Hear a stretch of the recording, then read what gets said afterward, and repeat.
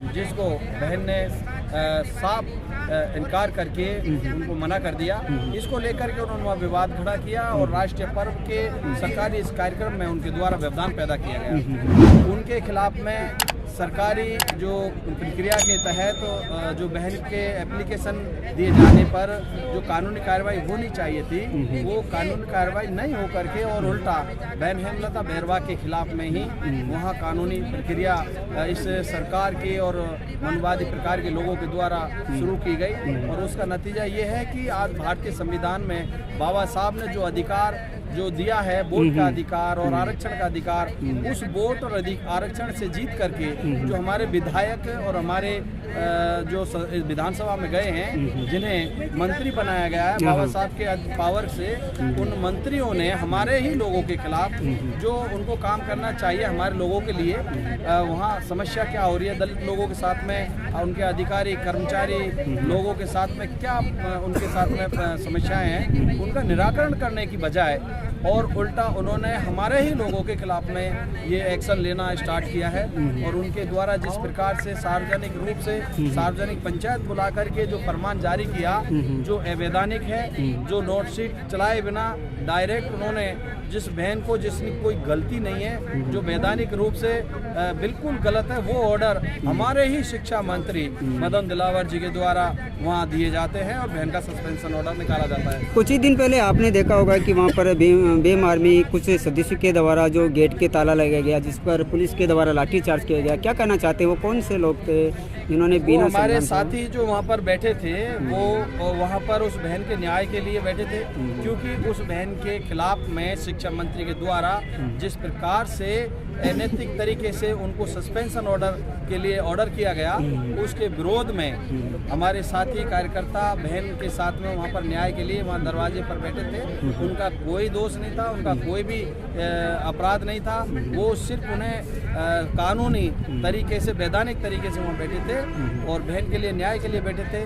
जिस प्रकार से यहाँ की सरकार के जिस तरह के उद्देश्य है, उनको वहाँ के जो प्रशासनिक लोग हैं उन्होंने वहाँ पर जो लागू किया, लाठीचार्ज किया, जो वो एक दूसरा बड़ा गैर जिम्मेदाराना सरकार का काम रहा और अवैधानिक रूप से उनके ऊपर लाठीचार्ज की गई। हम इसकी घोर निंदा करते हैं और हमारे जो साथियों को वहाँ पर गिरफ्तार किया है, उनको जेल में डाला गया है। कितने साथियों को गिरफ्तार किया उसमें? वहाँ 6 लोगों के खिलाफ में मुकदमा दर्ज किया है, उनमें आज भी 3 जेसी में बंद हैं। तो उनका भी अभी तक सरकार ने छुड़ाने का कोई प्रयास नहीं किया है, उनकी भी हम मांग कर रहे हैं। तो ये सारी जो चीज़ें हैं वहाँ बैठे हुए हमारे लोगों के ऊपर जो लाठीचार्ज की गई है वो बिल्कुल सरासर गलत है। इसकी हम घोर निंदा करते हैं, सरकार की निंदा। आगे का क्या प्लान रहेगा जब तक हेमलता को न्याय नहीं मिला? तो आगे का क्या प्लान है? ऐसे ही और बहुत सारे प्रकरण 2 माह की इस भाजपा सरकार में हमें देखने को मिले हैं, चाहे ललित रेगर का मामला हो, प्रवीण कुमार जाटव प्राचार्य का मामला हो, या फिर है ना जो हमारे पूजा बुनकर का मामला हो, इस तरह के हमारे कई सारे प्रकरण हैं। इन सारे मामलों को लेकर के हम लोग अभी, क्योंकि पूरे इस देश के अंदर अब लोकसभा चुनाव होने जा रहे हैं, हम अभी कोई बड़ा धरना प्रदर्शन करने जा रहे थे, पर अभी कानूनन अड़चन आएंगी जो यहाँ अभी आचार संहिता लगने जा रही है, उस वजह से हम और ज़्यादा जो नहीं कर पाएंगे। तो एक बड़ा कदम हम आगे बढ़ा रहे हैं। हमारे तमाम जितने भी साथी हैं, ये दलित वर्ग के तमाम हमारे सर्व संगठन हैं।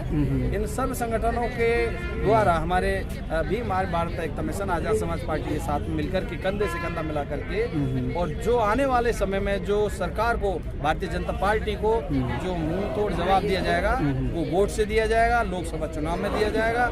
यदि हमारे इन प्रकरणों में जो हम मांग कर रहे हैं इन पर शीघ्र अभी भी कोई कार्रवाई नहीं होती है। ऐसा देखने को मिलता है कि आप डिप्टी सीएम राजस्थान प्रेमचंद बैरवा से मिले, उन्होंने क्या कहा जो मिलने के बाद में, क्या बातचीत? हमारा ये लास्ट हमारी कड़ी थी कि हम हमारे प्रतिनिधि जो उन्होंने हमारी समस्याओं को सुनने के लिए भारतीय जनता पार्टी के द्वारा उन्होंने बड़े बड़े ओहदों पर रखा गया है, उनके सामने हम हमारी समस्याओं को रखें। हमने स्थानीय विधायकों को रखा, हमने शिक्षा मिनिस्टर को भी रखा, जिसने उल्टा एक्शन लेकर के हमारे खिलाफ एक्शन लिया।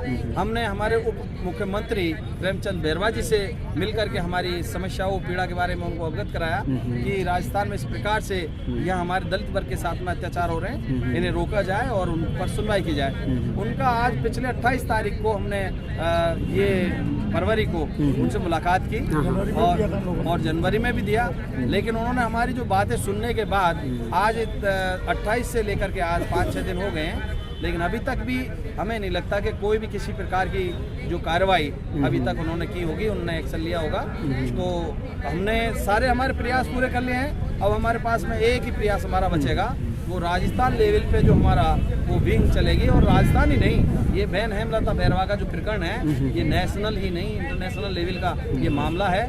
तो इस मामले को लेकर के शायद राजस्थान से बाहर पूरे देश के अंदर भारतीय जनता पार्टी को इसका नुकसान उठाना पड़ेगा यदि इन्होंने जल्दी ही इन पर सुनवाई नहीं करके और इन पर कोई एक्शन नहीं लिया।